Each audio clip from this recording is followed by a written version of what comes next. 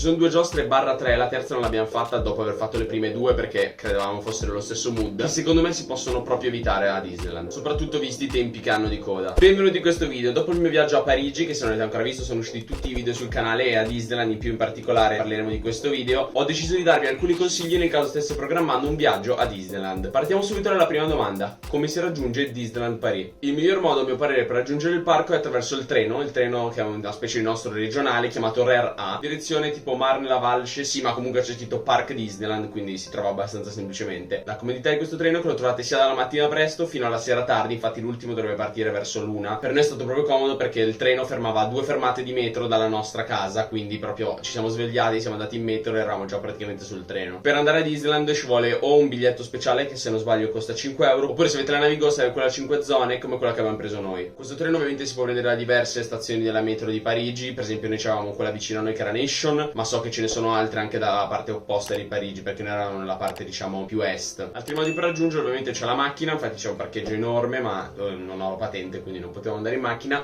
e dall'aeroporto ci dovrebbero essere o delle navette a seconda di che aeroporto siete oppure direttamente il RER A che vi porta a Disneyland. Quanto ci vuole a visitare tutto il parco? 1, 2, 5 giorni? Noi siamo stati un giorno e abbiamo visitato il parco principale di Disneyland. Infatti, per chi non lo sapesse, c'è anche un secondo parco che è il parco Walt Disney Studios, dove ci sono altre attrazioni come quelle di Cars, oppure c'è proprio l'Avenger Campus che si trova solo lì. In un giorno noi siamo riusciti a fare tutte le giostre che avevamo in programma, e anzi anche alcune che non ci eravamo segnati. Le giostre che ci eravamo segnati erano i 3 roller coaster principali, che sono Hyperspace Mountain, quello di Indiana Jones e Big Thunder Mountain, ma poi siamo andati a fare anche un sacco di altre giostre molto belle, devo ammettere. Le uniche giostre che non abbiamo fatto sono quelle proprio per bambini, che era per esempio quella di Dumbo, che ce n'era una uguale nella zona di Star Wars, oppure la classica giostra con i cavallini che gira in tondo. E ovviamente non abbiamo potuto fare alcune che erano chiuse, come per esempio il Castello delle Principesse, che vabbè non avremmo fatto lo stesso, ma fa niente. Ma ce n'era anche un'altra che adesso non mi ricordo il nome, che era chiusa, che purtroppo non abbiamo potuto fare. Sicuramente noi siamo andati in un periodo dove non c'erano grandi code, infatti il massimo che abbiamo visto è stato 50-60 minuti di coda, non di più, e probabilmente se si va in un altro periodo magari non si riesce a visitare tutte le giostre in un giorno solo. Quindi come avrete capito un giorno a me è abbastato e avanzato, perché alcune giostre le abbiamo fatte anche un paio di volte, ma tutto dipende dal periodo in cui andate e soprattutto se decidete di visitare uno o due parchi, perché già se volete visitare 2 parchi secondo me almeno 2 giorni dovete stare per dedicare il massimo tempo possibile ad ogni parco. Quali sono le migliori attrazioni? Dopo aver fatto la maggior parte delle giostre del parco Disney principale vi posso dire che a mani basse Hyperspace Mountain è l'attrazione più bella di tutto il parco. Ammetto di essere un gran fan di Star Wars, ma adesso vi racconto perché credo che sia la migliore. Il roller coaster in questione è totalmente al buio e attraverso diciamo giochi di luce e movimenti della giostra ti fa sentire come fossi a diciamo combattere nell'iperspazio di Star Wars. Su YouTube se volete vederlo ci sono un sacco di video, addirittura ci sono video dove fanno vedere il tracciato che essendo al buio non si vede, ma te lo fanno vedere diciamo ricostruito in 3D, ma vederlo in video ovviamente non è come essere sulla giostra, è totalmente una cosa diversa, molto molto più bella. Al secondo posto metterei Big Thunder Mountain, che è un'altra montagna russa, in questo caso a tutti i sensi. Infatti appena si sale sul trenino, che è il carrello di questa montagna russa, si passa sotto un lago per arrivare al centro di questo lago dove c'è questa montagna enorme, e il treno andrà su e giù, dentro, sopra, testa in giù e tutto in quella montagna. Ed è anche molto bella perché dura molto, dura circa 3 minuti. Una cosa che mi è piaciuta molto del parco, che si notava anche nella parte dove c'era Big Thunder Mountain, che era la zona del Old West,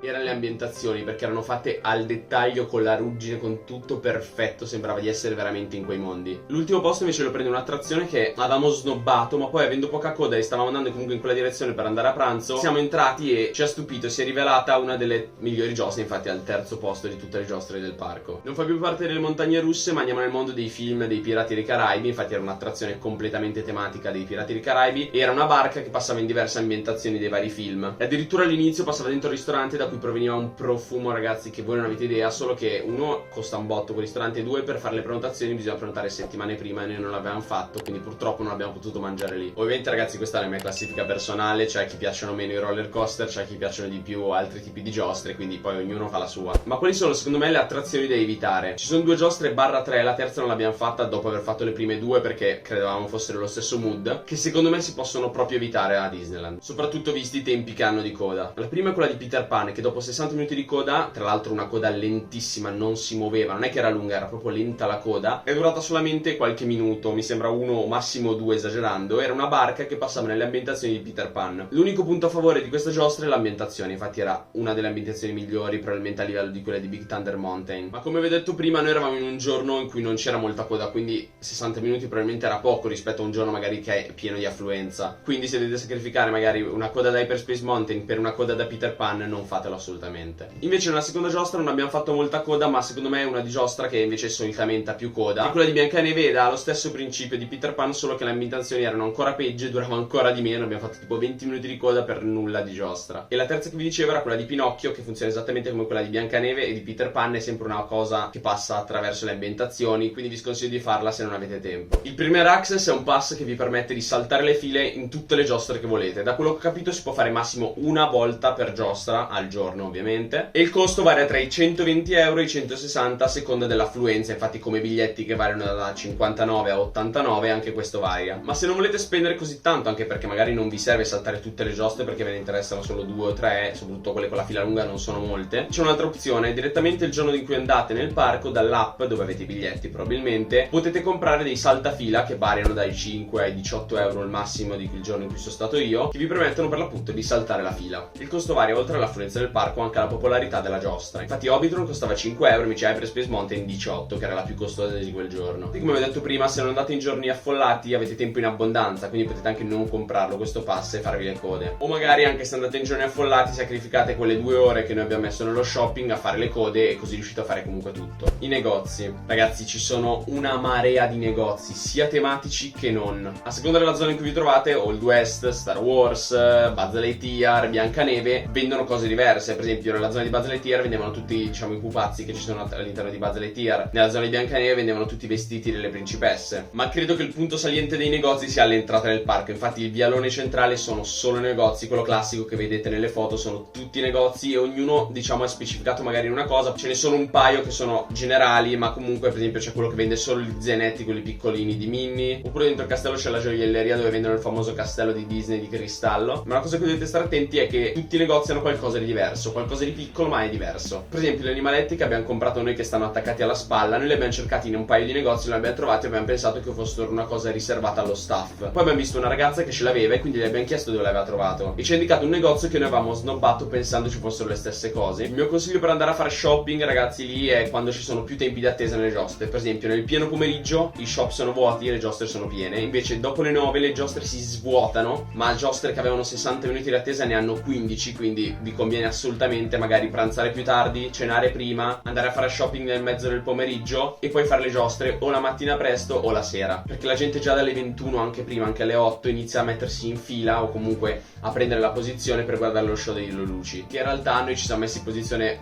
2 minuti prima perché proprio ero andato a prendere l'hot dog per cenare e abbiamo visto comunque tutto benissimo. Detto questo, ragazzi, vi ringrazio di aver visto questo video fino alla fine. Se non l'avete ancora fatto lasciate un like ed iscrivetevi, e se non l'avete ancora visto andate a vedere il video completo di Disneyland dove vi faccio vedere tutte le giostre. E noi ci vediamo a un prossimo video.